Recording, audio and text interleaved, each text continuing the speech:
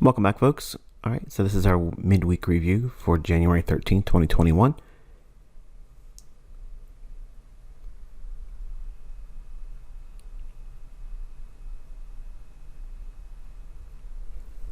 All right, so we have completed the first half or better parts of the first half of the week.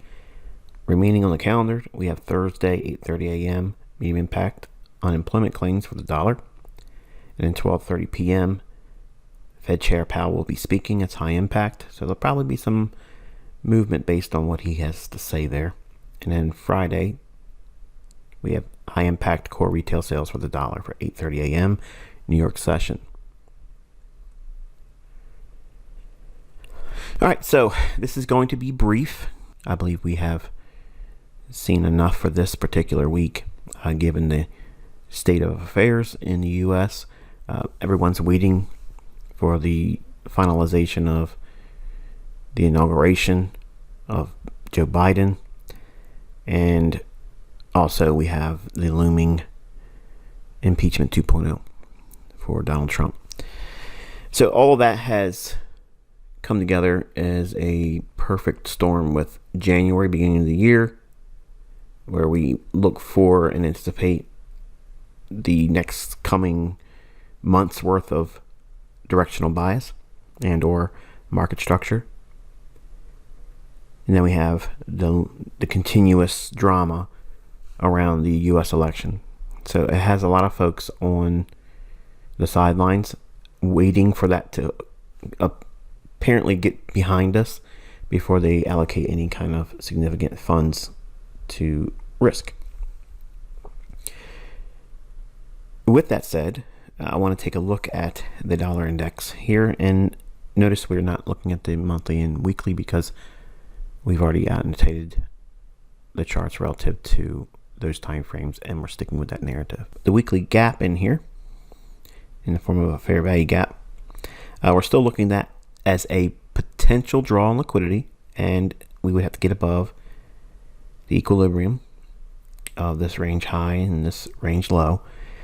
Now on Monday, we had price run up initially, and then yesterday we had it come back a little bit, and then today we opened softer. It came back a little bit more bullish than what we saw on Tuesday.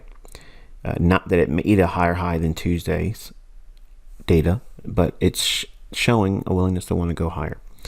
Now we're going to see if it wants to do that, because we did in fact come back down into this small little imbalance here and then rallied up.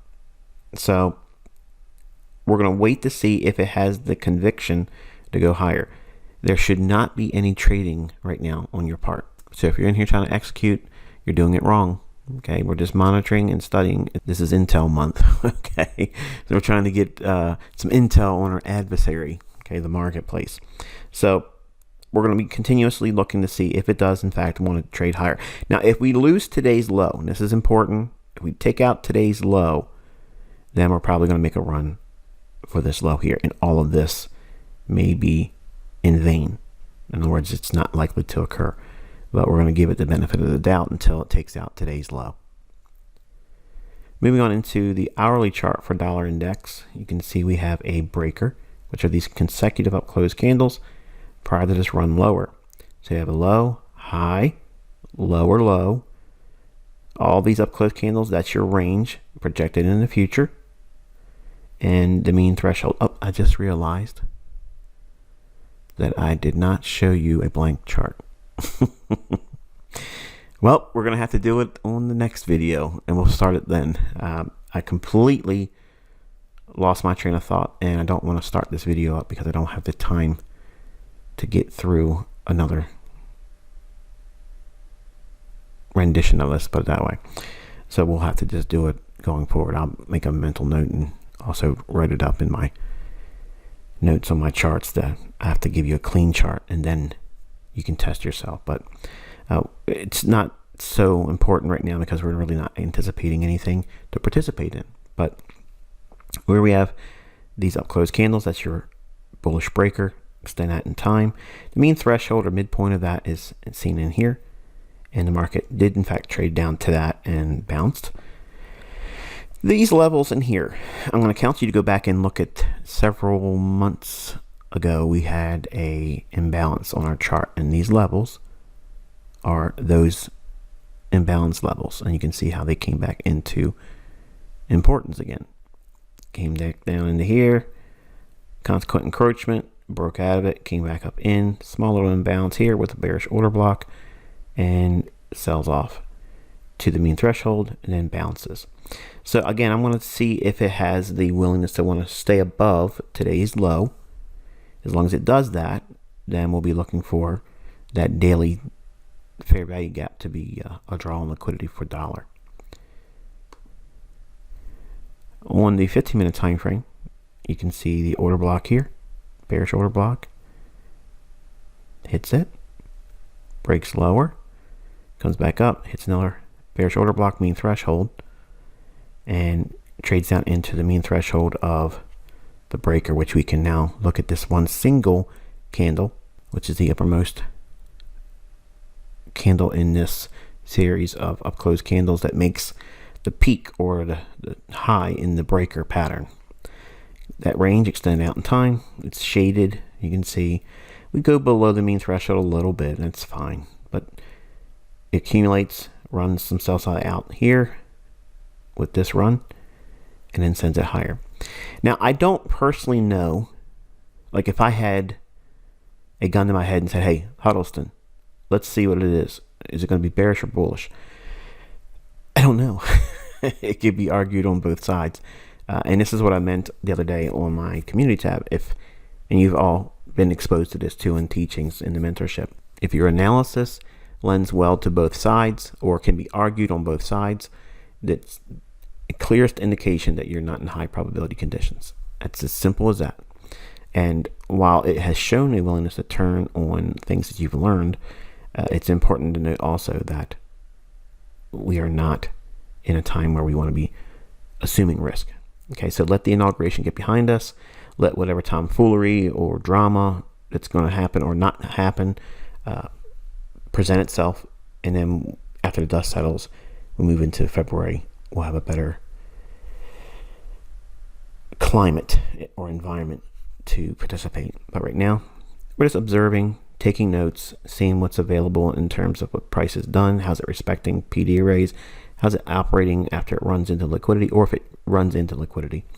But nonetheless, the higher price run on dollar still is likely to occur, in my opinion. We're going to give it room to do that. But again, today's low on the 13th of January 2021, if that low is violated in any way, not just on a closing basis, if it breaks below it, then that's enough for me to say, okay, I have to reevaluate and see what happens, because I would have to push my bullishness away from the near term.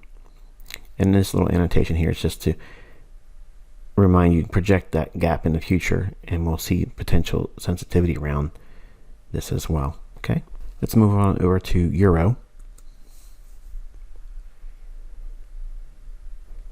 All right, so here's the daily chart for Euro, and I mentioned that I like the 2050 level. That's around this here, and it could potentially go a little bit deeper if we do see that run higher on dollar into that daily outline. If we do break lower, fair value gap in the form of a buy side imbalance, sell side inefficiency here with sell side liquidity. This is the draw on liquidity on the very, very near term. We've had a run, a higher run, and a higher run, and a higher run. So we had 4 attempts to go higher, then we traded lower. So we're using this low here as a breaker. It's showing a willingness to show its hand as not willing to want to rally into that. Now, if again, just the opposite of what we were outlining for the dollar, if we take the high out on euro dollar here on Wednesday's high, then obviously I have to reconsider my opinion about what may or may not be transpiring in euro. But for now, I'm going to stick with the narrative, that we're probably going to want to run down into this level here. Does it get there? I don't know, but we'll watch this and see if that's the case. Hourly 60-minute chart for euro. Okay, you can see again the rejection block. All the things that were in the previous chart I have dimmed, so they're no longer the active things. The active thing is in color, so we're seeing that breaker again that we were looking at here. It moved away from that institutional order flow entry drill. Mitigation block sells off, runs the sell side liquidity we were looking for, made a higher low, ran out that low, but kept this low here, rallied back up into the breaker, and then traded softer. And we're going to look to see if we can get back below this sell side liquidity pool here, and also into that daily fair value gap, buy side imbalance, sell side inefficiency on its daily chart.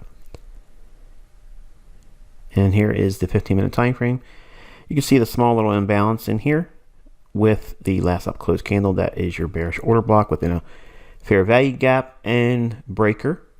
And it's also a smaller breaker, which I failed to mention that in the hourly chart, but you can see that's also what's happening here. Market breaks down and gave you a range of 80 pips.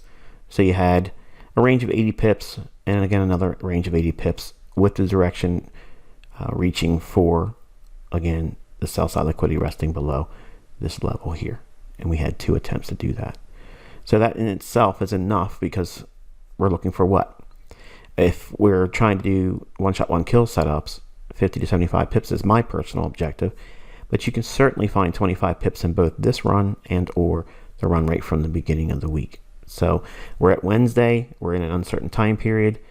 We don't push a trade. If it was a time in the year where we would not be having all of these uncertainties and concerns that would keep us on the sideline, then we would be looking to potentially, work towards that sell side liquidity and imbalance on the daily chart for euro. But because we've already had opportunities to see what we would reasonably expect on a one shot, one kill and or a 25 pip trade for the week, we don't go in again to gamble. Okay, so it's given us what we were looking for.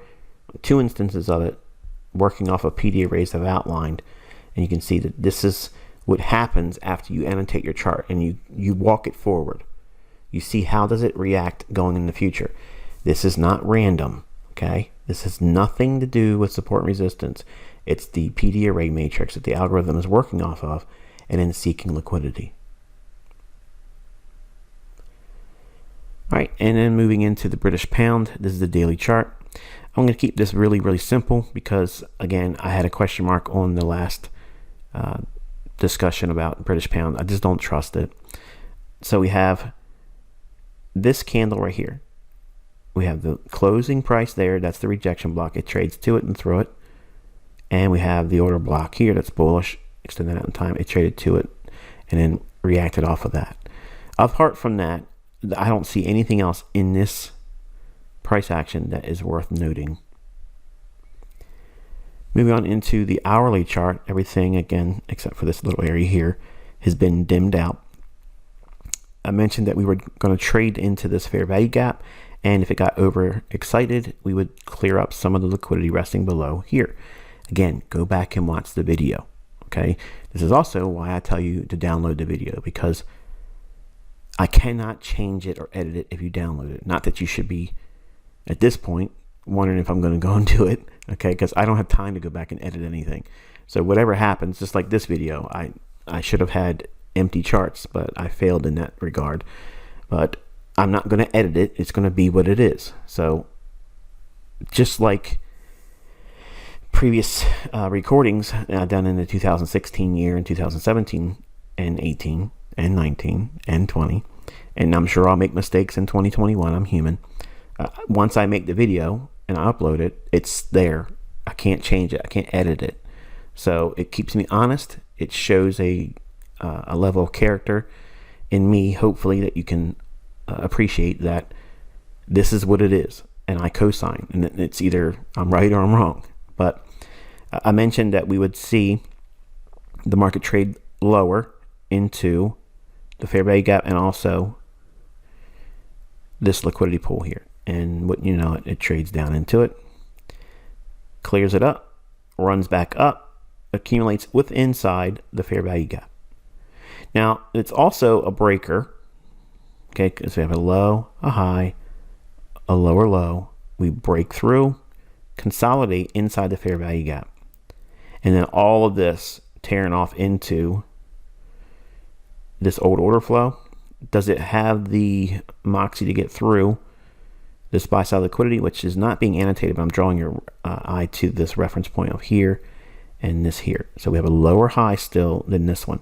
So it could, do things that would be, again, hard to read for me personally. And this is why I said I don't like this pair right now. I don't trust it. It's hands off. All kinds of Brexit stuff, everything that's going on. And for the charter members that are living in the UK, I'm going to open up an area on the forum for like Brexit discussions. I would be really interested in seeing and reading whatever you guys want to contribute to the group. Now, I know some of you that are not charter members are going to be like, oh, that's not fair. Well, it is fair because you're not supposed to be participating in the forum. You have work to do with the lessons. But for a conversational point for charter members and for me, it would be a way for me to get intel that, because I don't sit down and watch news. I don't have the time to digest all that and weed out the crap. But I've seen some articles shared to me by friends and associates of mine that there's some really crazy stuff going on over in the UK. Okay. And as far as like the lockdowns and you can only see one person, it sounds like madness, but I don't know if there's any truth to it. So it's hard to get a good read on what we have in information in the US versus someone that's over there living, doing the day by day thing. So I'd like to keep a closer eye on what's going on over there. Maybe that might help me get an opinion on British pound, but this pair may end up becoming a pair that I put on the sidelines and ring in another type of currency or another market, but we'll see. All right, so let's go into the 15-minute time frame, wrap this video up. Nothing really terribly different from what was shown on the hourly chart. Just want to show you the accumulation that took place in here. And this is how I have my own personal chart. Notice I don't have any annotations in here.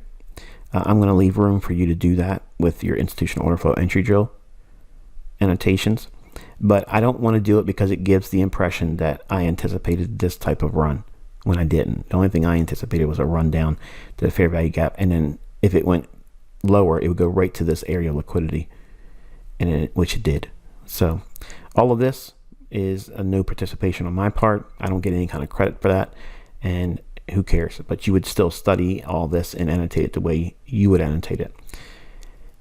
The breaker still has yet to be really breached and worked off of. I think that still might be in the cards, and we'll see what happens. And apart from that, I'm going to keep it where we are here, not give any more than what we've already stated. Sidelines, that's the way to go right now. Just relax, let the U.S. elections pan out, whatever inauguration, whatever's going to happen on the 20th of January. After that, we're left with whatever happens. And then we move into February. That's a normal routine for me to return to participation. And we'll see what happens given those factors. Okay, so until I talk to you this weekend, be safe. Do not trade.